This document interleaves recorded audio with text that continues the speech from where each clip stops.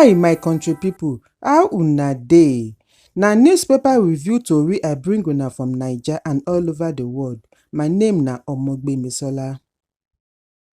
Na 7 people wey dey travel on top water for waterways we hear say dem kidnap for Rivers State. Dem say gunmen attack yesterday wen dis travellers dey travel go Port Harcourt. Na Rivers State Police Command confam dis incident today. Tok for police Grace Iringekoko tok am say na 20 passengers dey travel for boat from Bonny to Onne before dis gunmen rob dem and kidnap 7 people go where anybody no know. Dis further tori dey inside the Nation newspaper.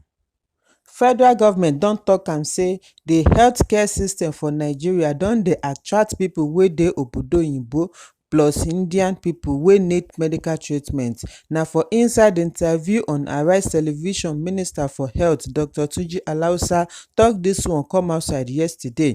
E say the health sector for Nigeria no get crisis again with improvement for every side. That's why medical personnel no japa again. Many of dem don dey come back to the country.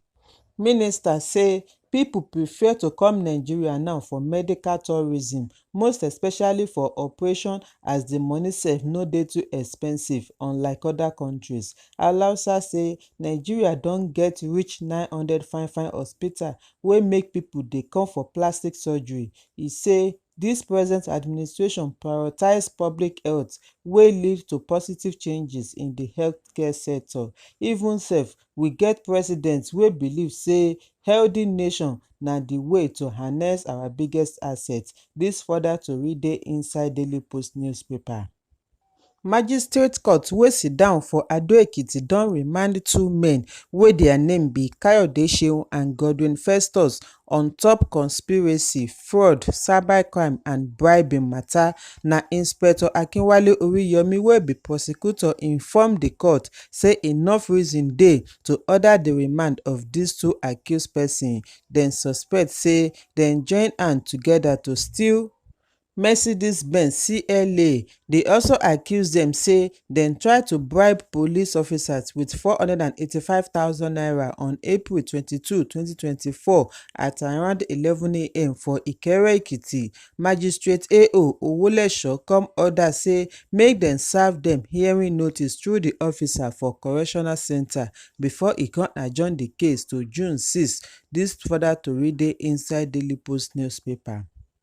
After 4.5 years wey dem carry her death rumour, for November 5, 2019, Madam Elizabeth Ovueme, wey everybody know as Ovuleria inside TV show during the 80s, the new masquerade don change address at the age of 81. One of her family members tell reporters say she die for Port Harcourt where her family and loved ones dey. Her daughter Justina Ngozi Ovueme, wey base for London, confirm say true Ovuleria don kpai, as she describe the death as painful and shocking. Na November 5, 2019, one Churchill Ebodage announce on Twitter say Ovuleria die, but e no talk wetin kill am. Na November 8, 2019, Ovuleria dismiss dis rumour as she tok say those people wey dey behind dis rumour suppose get punishment. She say e never get any time wey she sick sotey she go make am public.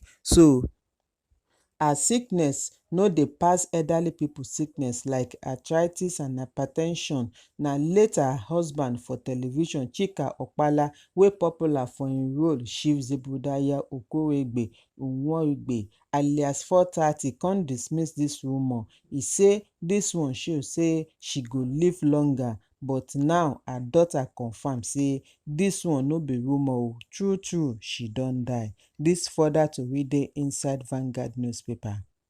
If una gbadun dis story, make una help me subscribe, like, share and comment so that we go dey notify una as other tori dey shele.